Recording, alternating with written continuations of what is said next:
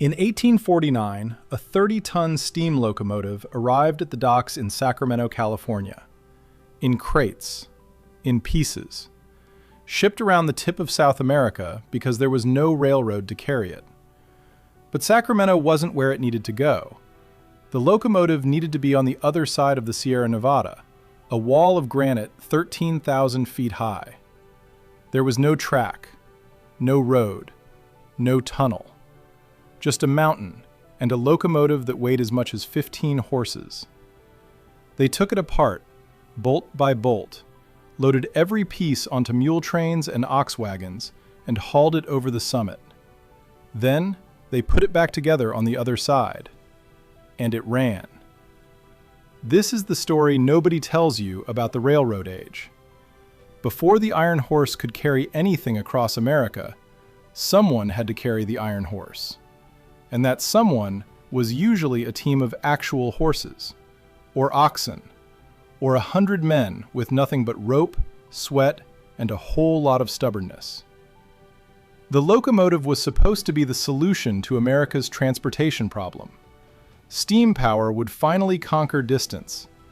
Goods that took weeks to move by wagon would travel in days. The entire economy would transform. But there was a problem. A rather obvious one once you thought about it. The locomotive itself was the heaviest single object most Americans had ever seen. A typical engine in the 1850s weighed between 15 and 30 tons. Some of the larger freight locomotives pushed 40 tons. The tender car, full of coal and water, added another 10 to 20 tons on top of that. And the railroad, by definition, didn't exist yet. That was the whole point.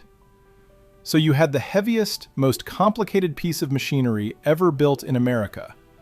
You had no way to move heavy things except by wagon or boat. And you needed to get this machine to places that didn't have railroads, because the entire reason you needed the locomotive was to build the railroad in the first place. It was a chicken and egg problem. Except the chicken weighed 30 tons, and the egg was on the other side of a mountain range. The first American locomotives came from England. The Stourbridge Lion arrived in 1829, shipped across the Atlantic in pieces, then hauled 17 miles overland by wagon to Honesdale, Pennsylvania. It took weeks. The locomotive weighed 7 tons, which sounds manageable until you remember that a fully loaded Conestoga wagon, the largest freight wagon in America, had a maximum capacity of about 6 tons. These wagons were engineering marvels of their own time, with wheels 5 feet in diameter and beds that could hold a family's entire worldly possessions. But they were built to haul furniture and flour barrels, not industrial machinery. So they couldn't just load the locomotive on a wagon and drive it somewhere. They had to build special carriages, reinforce the wheels, widen the roads, cut down trees that hung too low over the path.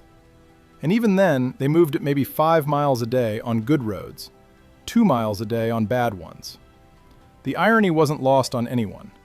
Here was a machine that could travel 30 miles per hour, being dragged along at the speed of a walking man. Here was technology that would make horses obsolete, being pulled by a team of 20 horses straining against their harnesses. But what choice did they have? The alternative was to ship everything by water. Rivers and canals could handle heavy cargo. A flatboat on calm water could carry 40 tons without breaking a sweat. So the early railroads hugged the coastlines and riverbanks. The Baltimore and Ohio followed the Potomac. The Erie Railroad shadowed the Erie Canal. The Central Railroad of Georgia stuck to the Savannah River Valley. Anywhere you needed a railroad, you first needed a waterway to deliver the parts. This worked fine in the settled East. Rivers crisscrossed the landscape like veins in a leaf. Canals connected everything else. If you needed to move a locomotive from Philadelphia to Pittsburgh, you could load it on a canal boat and float it west through the Allegheny portage system. It took time, yes, but it worked. But America was expanding. The population was doubling every 25 years, and the places that needed railroads most desperately were the places with no rivers at all. California was the breaking point. Gold changed everything. In January 1848, a carpenter named James Marshall found gold flakes in a mill race at Sutter's Fort. Within weeks, the news had spread. Within months, the world had gone mad. By 1849, 250,000 people were flooding into California from every corner of the globe. San Francisco went from a village of 200 souls to a city of 36,000 in 18 months. Ships arrived in the harbor, and their crews simply walked off, heading for the gold fields, leaving the vessels to rot at anchor. And none of these people could get anywhere. California had no railroads, no canals, barely any roads worthy of the name. The gold fields were scattered across the Sierra Nevada foothills, connected by mule trails and cart paths that turned to rivers of mud every winter and baked into rutted concrete every summer. Merchants were making fortunes shipping goods to California, but getting those goods from San Francisco to the mining camps? That was another matter entirely. A 20-pound bag of flour that cost $2 in San Francisco sold for $50 in the mountain camps. Not because the flour was valuable, because moving it was nearly impossible. Mules died on the trails. Wagons broke down and were abandoned. Whole shipments rotted in warehouses because there was no way to get them to the people who needed them.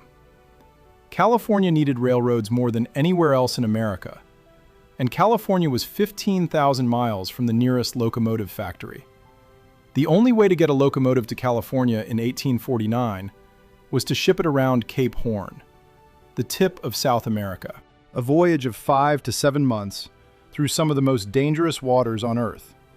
The ships that made this journey carried everything California needed but couldn't produce: steam engines, mining equipment, printing presses, prefabricated buildings that could be assembled in days, pianos for the saloons, church bells for the missions, all the heavy machinery of civilization, packed in crates and lashed to the decks of wooden sailing ships. They left Boston and New York in autumn, riding the northeast trade winds south along the Atlantic coast. The passage to the equator took 3 to 4 weeks if the winds cooperated. Then came the doldrums, that band of dead air near the equator where ships could sit becalmed for days or even weeks at a time. The crew would lower boats and row, trying to pull the ship through water as flat as glass, the sun beating down without mercy, the drinking water turning green in the barrels. Then south along the coast of Brazil, past the mouth of the Rio de la Plata, into the increasingly violent waters of the southern Atlantic. The storms grew worse, the waves grew higher, the temperature dropped, and ahead lay the most dangerous passage in the world. Cape Horn sits at 56 degrees south latitude. The winds that blow there have nothing to stop them. They circle the entire globe, building speed and fury across thousands of miles of open ocean. The waves reach heights of 50, 60, sometimes 70 feet, walls of water that could crush a ship like a child's toy. The water temperature hovers just above freezing. A man who fell overboard would be dead from hypothermia in 15 minutes if the sharks didn't find him first. Ships that capsized, ships that broke apart, ships that simply vanished without a trace. The Cape claimed dozens of vessels every year. Sailors called it the graveyard of ships. They weren't exaggerating. The passage could take anywhere from 2 weeks to 2 months, depending on weather and luck. Ships would round the Horn heading west, fighting against the prevailing winds and currents, making sometimes only 5 miles a day of westward progress, while being pushed 50 miles to the east. The crew worked around the clock in freezing spray, ice forming on the rigging thick as a man's arm, hands cracking and bleeding from the cold and the salt. Men fell from the yards and were lost. Men were swept overboard by waves and never seen again. Men simply collapsed from exhaustion and exposure and were buried at sea with a few words of prayer. Then north along the Chilean and Peruvian coasts, through calmer but still treacherous waters, past Lima and Guayaquil and the malaria ports of Central America, until finally the golden hills of California appeared on the horizon like a promise of salvation. The locomotives that made this journey were disassembled into the smallest possible pieces before loading. The boiler was lifted off the frame by dockside cranes. The wheels were removed from the axles. The driving rods, the pistons, the valve gear, the firebox doors, every component that could be separated was packaged individually in wooden crates lined with straw and labeled meticulously in paint that could survive salt spray. This wasn't just for convenience. A single locomotive might fill an entire cargo hold. By breaking it down, shippers could distribute the weight more evenly throughout the ship, keeping the vessel balanced and stable in heavy seas. They could squeeze components into odd spaces between other cargo, and if something shifted during a Cape Horn storm, if a crate broke loose and slammed across the hold with murderous force, better to lose a set of connecting rods than an entire engine. If you're still here, you're exactly the kind of viewer who makes this channel work. Hit subscribe. The Sacramento Valley Railroad received its first locomotive this way in 1855. The Pioneer, a small four-wheeled engine built in Philadelphia by the firm of Seth Wilmarth, arrived in Sacramento in crates after a 7-month voyage. Workers spent weeks unpacking, sorting, and counting the scattered components. Over 2,000 individual pieces, bolts and nuts and washers and pins, valve springs and piston rings and gauge glasses. All of it jumbled together after months of being tossed around in a ship's hold. They didn't have a manual. They had experience with steam engines, certainly. California's mining operations ran on steam power. But a locomotive was different. It was more complex, more precisely engineered, more unforgiving of mistakes than any stationary engine. Every bolt had to be torqued exactly right. Every bearing had to be shimmed to within thousandths of an inch. Every valve had to be timed so precisely that the steam entered and exited the cylinders at exactly the right moment. Get any of it wrong and the engine wouldn't run. Or worse, it would run for a while, building pressure, building speed, until a connecting rod let go and punched through the boiler shell like a cannonball, scalding everyone within 50 feet with superheated steam. The men who reassembled these locomotives were learning as they went. Some had worked in machine shops back east. Others had picked up mechanical skills in the mining camps, keeping pumps and hoists running by sheer ingenuity. All of them were improvising, adapting tools and techniques to a task that had no precedent in California history. And when they finally got the Pioneer running, belching black smoke and hissing steam on a hot August morning, it pulled its first train along 22 miles of track from Sacramento to Folsom, the first railroad west of the Mississippi River. Built with a locomotive that had traveled 17,000 miles by sea to get there. But Sacramento was the easy part. The real challenge was getting locomotives over the mountains themselves. And that challenge fell to Theodore Judah and the men who believed in his impossible dream. Judah was an engineer, a visionary, and by most accounts, a colossal pain in the neck. He arrived in California in 1854, hired to build that Sacramento Valley Railroad, and almost immediately began talking about something far more ambitious: a transcontinental railroad, a line that would connect California to the rest of the country. A single, unbroken track from the Atlantic to the Pacific. Everyone thought he was crazy. The Sierra Nevada stood in the way. Not just stood, loomed. The range averaged 8,000 feet in elevation. The passes topped out at 7,000 feet. The granite was so hard that blasting crews would spend days drilling a single hole for dynamite. The winters dumped 40 feet of snow on the summit. Avalanches roared down without warning.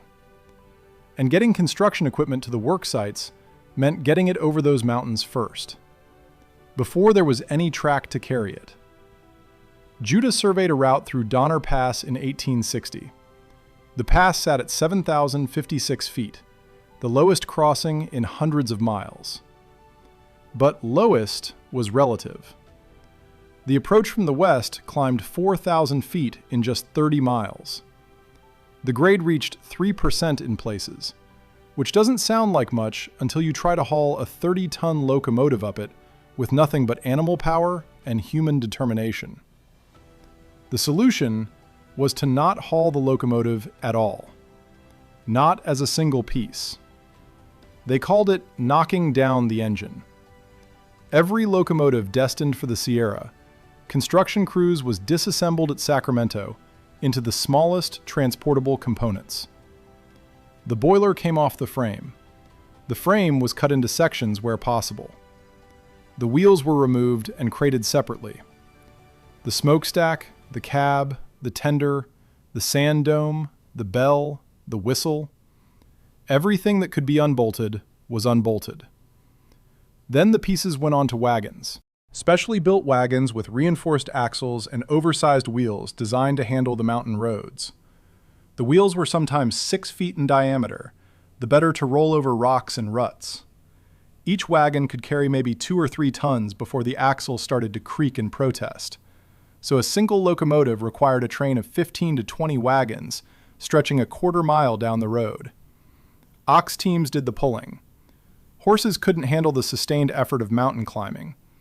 They were fast, but they tired quickly, their hearts giving out on long grades. Mules were strong but temperamental, prone to stopping dead and refusing to move when they decided they'd had enough. Oxen were slow, steady, and virtually tireless. A team of 12 oxen could pull a 3-ton wagon up a 15% grade, if you gave them enough time. And time was the only thing the mountain had plenty of. The trips took weeks. From Sacramento to the Donner Pass work camps was about 90 miles. Good wagon roads covered the first 50 miles through the Sacramento Valley, flat and dusty, the oxen plodding along at their steady 2 miles per hour. After that, the roads became trails. The trails became tracks. The tracks became whatever path the lead teamster could find through the trees and boulders. The wagons crept upward at 2, sometimes 3 miles per day. Teamsters walked alongside their oxen, prodding and encouraging, watching for rocks that might snap an axle or ruts that might tip a wagon. The crack of whips echoed off the granite walls. The oxen lowed and grunted. The wagon wheels squealed against their brakes on the downhill sections, the friction so intense that the iron tires would glow dull red in the shadows. At night they made camp wherever they stopped, often on slopes so steep that wooden blocks had to be wedged under the wagon wheels to keep them from rolling backward into the canyon. The men slept on the ground wrapped in blankets, listening to the wind howl through the pines, knowing that a single misstep tomorrow could kill them all. The boiler was always the hardest piece. A typical locomotive boiler of that era weighed somewhere between 4 and 8 tons, and it couldn't be cut apart. The riveted steel shell was a single pressure vessel, designed to contain steam at over 100 pounds per square inch. Split it open, and you had scrap metal. Worthless. So they built special cradles, heavy wooden frames reinforced with iron straps, that distributed the boiler's weight across the entire wagon bed. Even then, the boiler wagon required a double team of oxen, sometimes 24 animals in harness, their traces stretching back 50 feet. Dedicated brakemen walked beside the wagon on downhill sections, wooden blocks in hand, ready to throw them under the wheels at the first sign of a runaway. The men who did this work were teamsters, yes, but also engineers, carpenters, blacksmiths, and occasionally surgeons. A wagon breakdown in the High Sierra could be a death sentence if you couldn't repair it on the spot. Broken axles had to be replaced with timber cut from the surrounding forest. Cracked wheels had to be bound with rope and rawhide until they could reach a proper forge. Injured men had to be treated with whatever supplies were at hand. They lost wagons, they lost oxen. Sometimes they lost men. In 1867, a brake chain snapped on a boiler wagon descending into the American River Canyon. The wagon lurched forward, the oxen bellowing in panic as the weight pushed against them. The teamsters threw their blocks, but it was too late. The wagon accelerated down the slope, the oxen trying desperately to slow it, their hooves sliding on the loose rock, until the whole apparatus jackknifed and went over the edge. The boiler rolled 300 feet down the mountainside, crashing through pine trees, bouncing off boulders, before wedging against a granite outcropping with a sound like a church bell being struck by a giant's hammer. It took 2 weeks to retrieve it. Workers cut a path down to the boiler, hacking through brush and moving rocks by hand. They rigged a block and tackle from trees above, the ropes thick as a man's wrist, and inch by inch, foot by foot, winched the 8-ton cylinder back up to the road. The boiler was dented, one of the mounting brackets was cracked, but when they finally got it to the work site and tested it with steam, it still held pressure. They loaded it on a new wagon and kept going. This was the Central Pacific Railroad's reality for 4 years. Every locomotive that worked the construction line above Sacramento had to make this journey first. Every replacement part, every ton of rail, every keg of blasting powder, all of it crawled up the mountain on ox wagons before the railroad existed to carry it. By 1868, when the tracks finally reached the summit after years of brutal labor, the Central Pacific had transported over 40 locomotives into the Sierra Nevada. Some had been reassembled 3 or 4 times as they moved from one construction site to the next. The crews had become so practiced at breaking down and rebuilding engines that they could do it in under a week, their hands moving automatically through sequences they had performed dozens of times before. You're watching this whole thing. That means something. If you haven't subscribed, do it now. But the Central Pacific was building through wilderness. What about moving locomotives through settled territory, where roads existed but railroads didn't connect? The Civil War answered that question with brutal efficiency. When the war began in 1861, both the Union and the Confederacy understood immediately that railroads would decide everything. Whoever controlled the rail lines controlled the logistics. Whoever controlled the logistics controlled the movement of troops and supplies. And whoever controlled the movement of troops and supplies won. The problem was that neither side had enough locomotives in the right places. The Union had more, certainly, over 400 compared to the Confederacy's approximately 200. But they were scattered across the northern states, and the fighting was going to happen in Virginia, Tennessee, and Georgia. So the United States Military Railroads was born. The USMRR became the largest railroad organization in the world almost overnight, responsible for moving locomotives, rolling stock, and personnel wherever the Army needed them. At its peak, the USMRR operated over 2,000 miles of track and controlled over 400 locomotives. And the Army needed them in places that had no railroad connections whatsoever. Herman Haupt was the man who made it work. He was a West Point graduate, a civil engineer who had built bridges and tunnels across the Northeast, and a genius at solving impossible logistics problems. When Haupt took over the USMRR in 1862, he inherited a mess. Locomotives scattered across a dozen states, track gauges that didn't match from one line to the next, bridges that had been burned by retreating Confederate forces, supply lines that existed on paper but not in reality. Haupt's first major operation was moving locomotives from Alexandria, Virginia to Aquia Creek, about 40 miles south along the Potomac. There was no rail connection. The existing tracks had been torn up by Confederate forces during their occupation. The bridges were gone, reduced to charred pilings sticking up from the river. Everything had to go by road. Haupt requisitioned every wagon in Alexandria. He commandeered horses, mules, oxen, anything that could pull. He divided each locomotive into sections and assigned separate teams to move each piece. The boilers went on special gun carriages borrowed from the artillery corps, their wheels designed to handle the weight of cannon and now pressed into even heavier service. The frames went on flatbed wagons reinforced with extra crossbeams. The wheels rolled on their own axles, towed behind teams of horses like strange mechanical parade floats.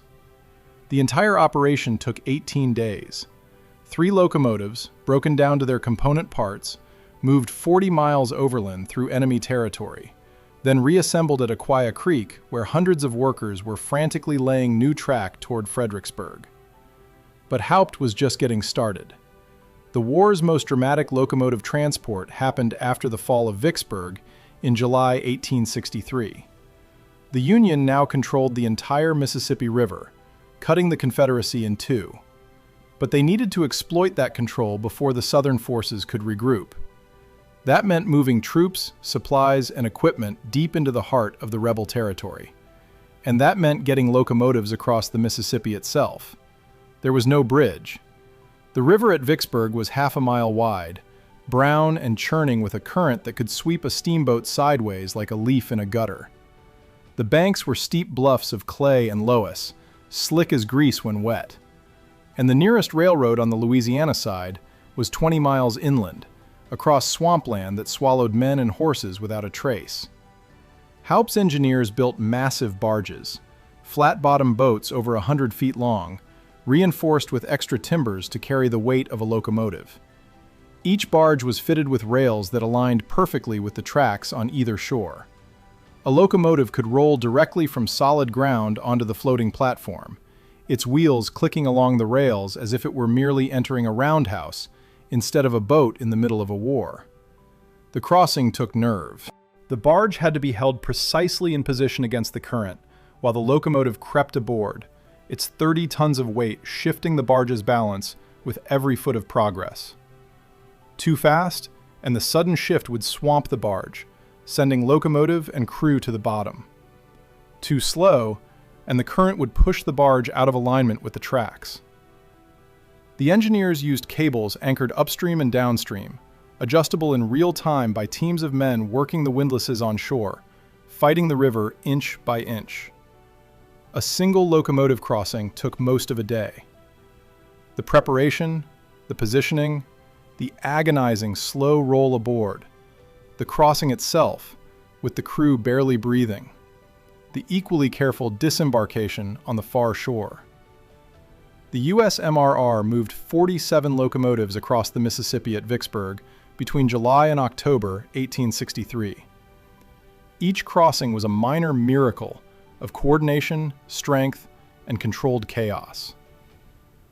The Confederacy had its own transportation challenges, and far fewer resources to solve them. The South entered the war with about 9,000 miles of railroad, compared to the North's 22,000. They had roughly 200 locomotives, compared to the North's 450. And what they had was scattered across a patchwork of small, independent railroads, each with its own gauge, its own equipment standards, its own corporate interests that didn't always align with military necessity. Moving a locomotive from one southern railroad to another often meant loading it onto wagons and hauling it by road, even when the railroads technically connected. The tracks might meet at a junction, but if one line used 5-foot gauge and the other used 4 feet 8.5 inches, a locomotive couldn't simply roll from one to the other. The wheels wouldn't fit the rails. The most dramatic Confederate locomotive transport happened in 1862, when General Braxton Bragg decided to move his entire army from Tupelo, Mississippi to Chattanooga, Tennessee, a distance of 776 miles by rail. But those miles crossed 6 different railroad systems with 3 different track gauges and half a dozen changes of equipment. Every locomotive change meant transferring all the rolling stock to new trains. That meant delays. Days of delay while troops and supplies sat in railroad yards waiting for the bureaucracy to catch up, waiting for enough cars to become available, waiting for the next train that might never come. But some sections had no rail connection at all. Between Chattanooga and the Western and Atlantic Railroad at Atlanta, there was a gap. A 50-mile gap through rough hill country where the locomotives themselves had to go by road. Confederate quartermasters commandeered every wagon in northwest Georgia. They impressed slaves from nearby plantations to serve as teamsters. They moved 12 locomotives overland in just under 3 weeks, a feat that Union observers regarded as impossible and Confederate generals regarded as barely adequate. The Confederacy never had enough locomotives. They couldn't manufacture them fast enough. Their industrial base was too small, too poorly equipped, too dependent on imported parts that Union blockades made impossible to obtain. They couldn't maintain the ones they had. Spare parts didn't exist. Skilled mechanics were drafted into the infantry. And every locomotive that broke down, every engine that was captured or destroyed, was a wound that wouldn't heal. By 1864, Southern railroads were cannibalizing themselves, tearing up track from less important lines to repair more critical ones, stripping locomotives for parts to keep other engines running. The transportation network that had held the Confederacy together was dying, one locomotive at a time, hemorrhaging capability it could never replace. And when Sherman marched through Georgia that fall, he made sure it died faster. His troops didn't just tear up railroad track, though they did plenty of that. They heated the rails over bonfires made from the wooden ties and twisted them around trees and telegraph poles, creating the Sherman's neckties that became symbols of total war. But they also targeted the locomotives themselves. Engines that couldn't be captured were destroyed. Boilers were pierced with artillery fire until they ruptured. Frames were bent with axes and sledgehammers until they were beyond any hope of salvage. The Confederacy's transportation network didn't just defeat, it was systematically murdered. The railroad age made the Civil War possible, and the Civil War, in turn, transformed how Americans thought about railroads. Before the war, railroads were local enterprises, private companies building private lines for private profit. The government's role was minimal. After the war, railroads were national infrastructure, strategic assets that could determine the fate of nations. The federal government threw its weight behind railroad construction with unprecedented support. Land grants of millions of acres, bond subsidies worth hundreds of millions of dollars, loan guarantees that made financing easy. Whatever it took to connect the coasts. The Union Pacific pushing west from Omaha through Nebraska and Wyoming and Utah. The Central Pacific pushing east from Sacramento through those same Sierra Nevada mountains that had seemed so impossible a decade before. The Transcontinental Railroad, that dream Theodore Judah had talked about until people stopped listening, was suddenly not just possible, but inevitable. And it was completed in just 6 years, a speed that would have seemed like fantasy before the war. If you've made it this far, you understand what this channel is about. Subscribe and join us. As the network expanded, the problem of moving locomotives gradually disappeared. By 1870, the major eastern railroads had standardized on a single gauge of 4 feet 8.5 inches. The trunk lines connected, allowing equipment to move freely from one system to another. A locomotive built in Philadelphia could roll under its own power to Chicago, then to Omaha, then to Sacramento, without ever leaving the rails. The days of ox wagons and mule teams and specially built barges were fading into memory. But the frontier kept moving, and at the edges of the network, in the places civilization hadn't yet reached, the old problems remained. Alaska was the last great challenge. The Klondike Gold Rush of 1897 brought tens of thousands of prospectors to the Alaska Territory. Most of them arrived by sea, landing at Skagway or Dyea, then facing a grueling overland journey to the gold fields of the Canadian Yukon. The Chilkoot Pass, a 33-mile trail over the coastal mountains, became infamous worldwide for its difficulty.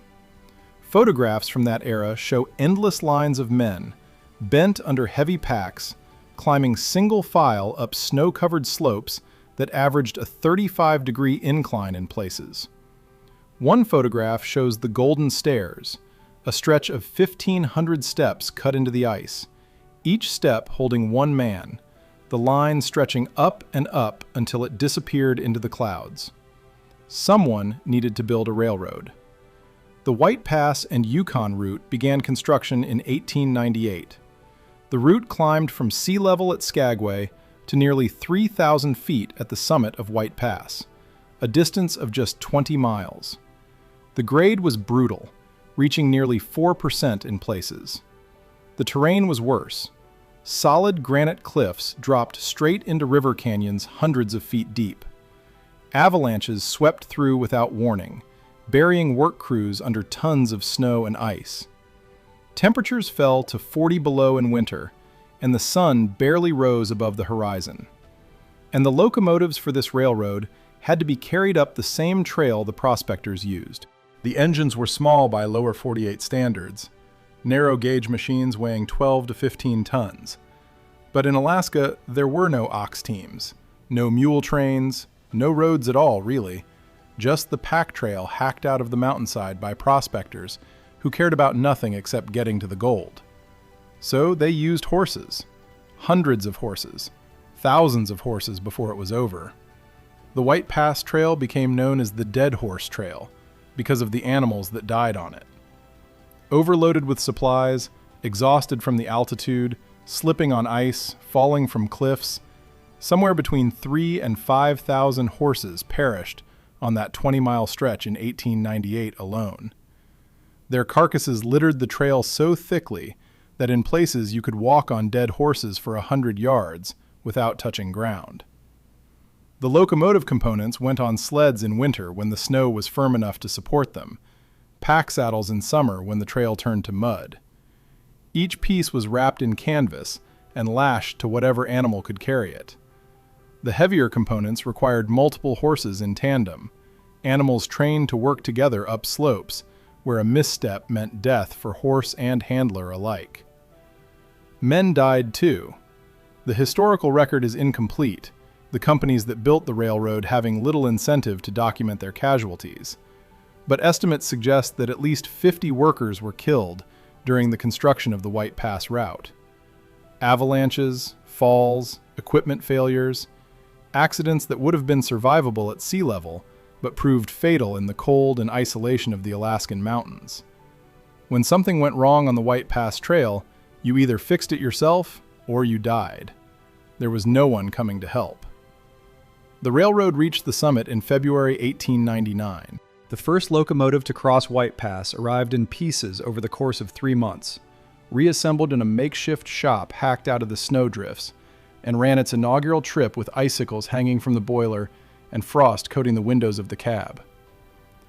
Mining railroads pushed the same limits in the American West. The narrow-gauge lines that snaked into the Colorado Rockies, the Nevada desert, the Arizona copper country, all of them faced the same fundamental problem that had plagued American railroads since the beginning. The mines were up in the mountains where the ore was. The locomotives were down in the valleys where civilization existed.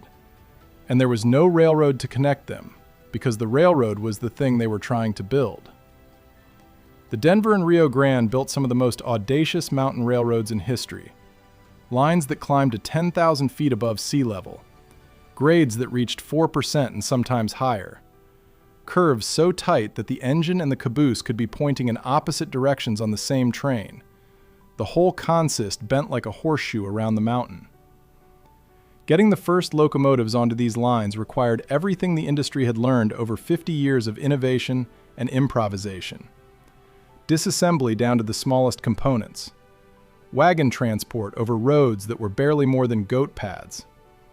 Barge crossings of rivers too deep and fast to ford. Improvised roads carved into cliff sides by men hanging from ropes, drilling blast holes in the rock while the wind tried to tear them away. The Silverton branch, completed in 1882, required moving locomotives through the Animas River Canyon in southwestern Colorado. The canyon walls dropped straight into the river, sheer cliffs of red and gold rock with no room for a wagon road of any kind. So they built a temporary track, a handcart line really, just wide enough for the disassembled locomotive components to pass through single file. Workers pushed the components on wheeled dollies, inching along a shelf of rock blasted out of the canyon wall, the river churning white 100 feet below. It took 3 months to move 3 locomotives through that canyon. 3 months of back-breaking labor, of nerve-wracking traverses along ledges barely wider than the dollies themselves, of constant fear that the next blast might bring the whole cliff down on their heads. When the permanent track was finally laid, those same locomotives pulled the construction trains that brought in the remaining equipment. The temporary cart track was torn up, the shelf dynamited back into the cliff face, and the evidence of that Herculean effort disappeared forever. Only the railroad remained, clinging to the canyon wall, as if it had always been there. By 1900, the problem of moving locomotives had largely been solved by not having to move them at all. The railroad network was dense enough that new lines could connect to existing ones almost anywhere in the country. Equipment rolled from factory to destination on continuous steel. The age of hauling locomotives over mountains was over. But it left a legacy that shaped American industry for a century and beyond. The techniques developed for locomotive transport became the foundation for heavy equipment logistics worldwide. The cradles designed to distribute boiler weight evolved into the specialized transport systems that would later move oil drilling equipment across deserts, construction machinery into jungles, and eventually space rockets to their launch pads. The organizational methods that Herman Haupt pioneered for the US MRR became the template for military logistics that American forces would use through 2 world wars, Korea, Vietnam, and every conflict since. And the men who did this work, the teamsters and engineers and mechanics and laborers who moved the heaviest objects in America across impossible terrain, they became the first generation of what we would now call logistics professionals.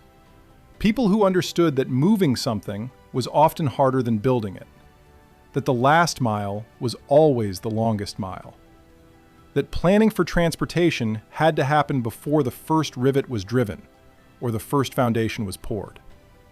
The Transcontinental Railroad, when it was finally completed at Promontory Summit in May 1869, was celebrated as a triumph of engineering. And it was.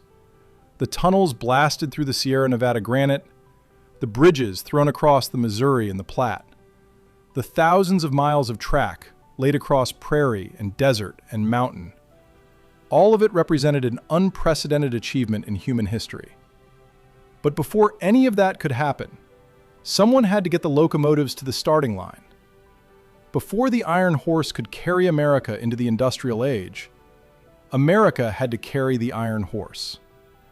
On ox wagons and mule trains and river barges, through mountain passes choked with snow, and across rivers swollen with spring floods.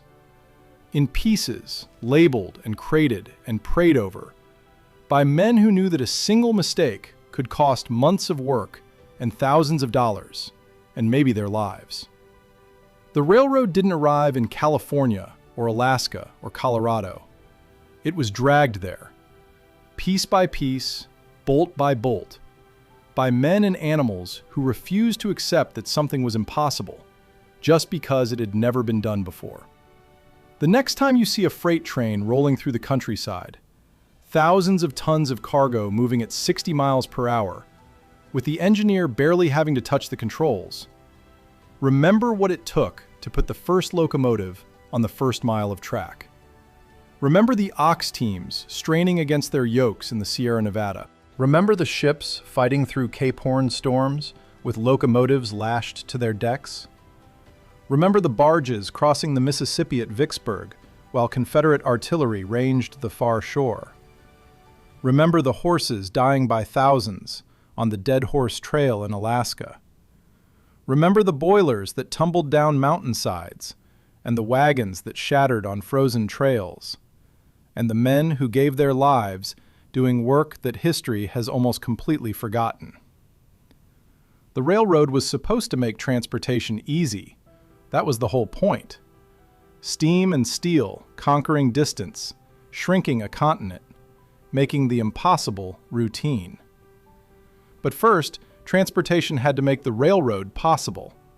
And that, more than any golden spike or ribbon-cutting ceremony, is the real story of how America built its railroads. The locomotives came first, and the locomotives came the hard way.